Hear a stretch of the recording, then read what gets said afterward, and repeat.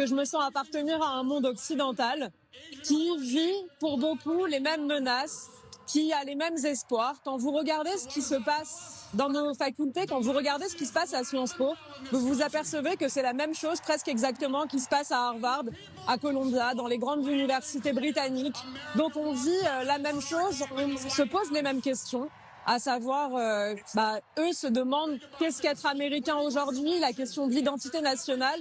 Et nous, de la même manière, on se demande qu'est-ce qu'être français, comment on fait quand on a accueilli énormément de monde pour régler cette question de l'identité. Donc oui, j'ai le sentiment qu'il y a un monde occidental qui cherche des réponses. Aujourd'hui aux États-Unis, on a vu hier en Italie, j'espère demain en France. Et pour répondre au qualificatif infamant qu'a utilisé Emmanuel Macron, j'aimerais juste rappeler que Barack Obama l'a soutenu en 2017, à quelques jours du vote, que le même Barack Obama a soutenu Justin Trudeau, a soutenu Angela Merkel. Et à l'époque, je n'ai pas vu les journalistes parler d'international de gauche ou d'international centriste, ni se plaindre d'une quelconque ingérence. J'entendais des gens qui disaient au contraire que le soutien de Barack Obama était un formidable atout. Est-ce qu'il va y avoir, on parlait de conflit d'intérêts, mais là, divergence d'intérêts. Trump va être dur avec l'Europe, y compris avec la France, sur les taxes, sur les droits de douane, etc. Est-ce que vous entendez l'accusation de ceux qui vous diront, attention, vous êtes en train d'aller un peu trop vous soumettre à quelqu'un qui n'est pas un ami de la France? Je suis soumise à personne, c'est le contraire de mon caractère. Je suis une souverainiste. J'appartiens au groupe l'Europe des nations souveraines, donc c'est pas demain la veille que vous m'entendrez me soumettre à un dirigeant étranger. Par ailleurs, j'aimerais juste rappeler à tous ceux qui se réveillent aujourd'hui en disant que les États-Unis vont soudain nuire à nos intérêts, que ça fait des décennies que les États-Unis nuisent à nos intérêts. C'est sous Barack Obama que Frédéric Pierucci, le cadre français d'Alstom, a été enfermé dans les geôles américaines. L'extraterritorialité du droit américain, ça date d'il y a plusieurs décennies. La seule différence entre Donald Trump et ses prédécesseurs, c'est que lui l'assume. Lui dit « je vais défendre férocement les intérêts des États-Unis » et j'espère que ça va nous pousser, nous, à la maturité, à la fin de la naïveté. Donc évidemment qu'il ne défendra que les intérêts américains et nous ne devons défendre que les intérêts français. Il dit l'Amérique d'abord, nous devons dire la France d'abord. En matière commerciale, en matière de défense, en matière numérique, on doit faire ce qu'on a encore jamais osé faire face à Washington, c'est-à-dire ne défendre que nos intérêts et en finir avec l'idéalisme. Tout le monde craint Elon Musk. Est-ce que vous avez peur d'Elon Musk? Alors moi, je n'ai pas peur d'Elon Musk parce que je n'ai pas peur de la liberté. Mais j'ai l'impression qu'on a aujourd'hui des élites françaises et européennes qui ont peur de toute parcelle de liberté que pourrait prendre la droite, qui tout simplement ont peur du peuple.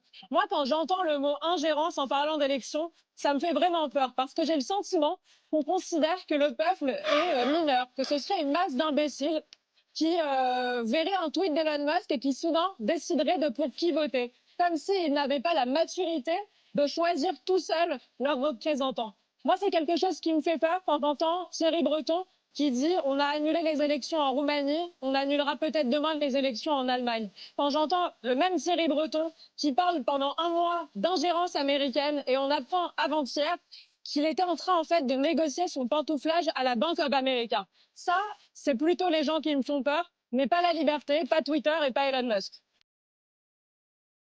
Je suis fière de me dire que chez Reconquête, on est les représentants en France de ce grand mouvement occidental qui, j'espère demain, libérera les Français de tous les dangers qui les guettent et de tout ce qui les étouffe. Non seulement, je vous ai parlé du sujet identitaire, mais il y a aussi évidemment la fiscalité, la régulation. On a un peuple aujourd'hui qui est étranglé par tout ça et je suis fière de me dire qu'on est les représentants de ce grand mouvement. Plus finalement que le Rassemblement national? Sur la liberté économique, je pense que c'est indéniable. C'est vrai que quand on écoute ce qu'on vient d'écouter à votre antenne et qu'on se souvient du discours de politique générale de François Bayrou, il y a de quoi être jaloux. Et il y a de quoi espérer qu'un jour ça arrive en France. Là, je suis actuellement dans la salle où Donald Trump va arriver dans quelques minutes pour venir signer ses premiers décrets. Et ça, je peux vous dire que ça fait encore plus rêver en termes concrets parce qu'on voit enfin quelqu'un qui arrive au pouvoir et qui a pour ambition d'appliquer le programme sur lequel il a été élu. Ce qu'il a dit dans son discours, c'est mon rêve que ça nous arrive un jour en France et je ferai tout pour, Éric Zemmour fera tout pour, chez Reconquête on fera tout pour et je suis certaine que ça arrivera. Ce qu'il a dit, c'est une majorité d'Américains a voté pour fermer les frontières, pour protéger le marché intérieur. C'est ce que je vais faire dès aujourd'hui. Vous avez peut-être entendu aussi qu'il a parlé de signer un décret dès aujourd'hui pour dire qu'il n'y avait que deux sexes, l'homme et la femme, pour mettre fin à tout ce délire woke, transgenre, de compétition sportive où les sexes sont mélangés pour des raisons purement idéologiques qui nuisent aux intérêts des femmes. Ça fait partie de ce qu'il fait dès le premier jour. Ça fait du bien d'entendre ça parce que nous, en France, on a toujours eu l'habitude de la droite qui tient des discours de droite pour être élue et qui, une fois arrivé au pouvoir, se comporte comme la gauche ou comme le centre. Et là, pour une fois, on entend quelqu'un qui est élu dans le monde occidental et qui fait ce pourquoi il a été élu.